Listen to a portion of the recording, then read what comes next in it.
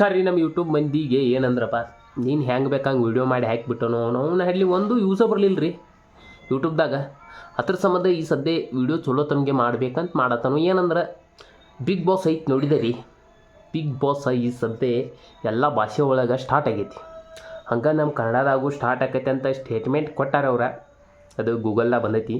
Statement ಏನು ಕೊಟ್ಟವ್ರು ನಾವು start ಮಾಡ್ತೇವೆ ಕನ್ನಡದವ್ರ. ಮತ್ತು ಕನ್ನಡ ಬಿಗ್ ಬಾಸ್ ಅವ್ರು ಸ್ಟೇಟ್ಮೆಂಟ್ ಕೊಟ್ಟಾರ ನಾವು ಚಾಲೂ ಮಾಡ್ತೇವೆ ಅಂತೇಳಿ.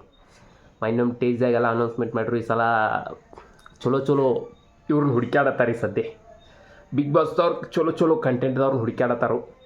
ಹಂಗೆ ಕೂಡ ಯಾರ್ಯಾರು ಹೋಗ್ಬೋದು ಅಂತ ನನಗೂ ಅನ್ಸಾತೈತಿ. ಅಂದ್ರೆ ನೋಡೋಣ, ಉತ್ತರ ಕರ್ನಾಟಕದಂತ್ರ ಒಂದಷ್ಟು ಮಂದಿ ಇದಾರೆ. ಅವ್ನು ಕರ್ಕೊಂಡ್ರೆ ಚಲೋ ಆಕೈತಿ ರೀ.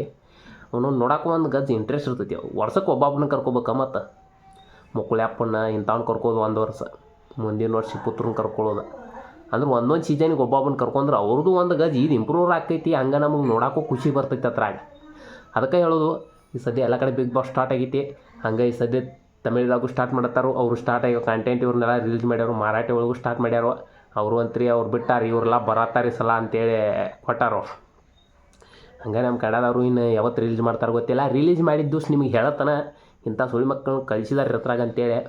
ಅಂದ್ರೆ ಬೇರೆ ಹೇಳತ್ತಾನ ಇಂಥ ಸುಳಿ ಮಕ್ಕಳು ಅದಾರ ಅಂತೇಳಿ. ನೋಡೋಣ್ರಲ್ಲ ಅವಾಗ ಎಂತೆಂಥ ಸುಳಿ ಮಕ್ಕಳು ಬರ್ತಾರೋ ಒಂದು ಗಜ್ಜ ಬಿಗ್ ಬಾಸ್ದಾಗ ಮುಂದೆ.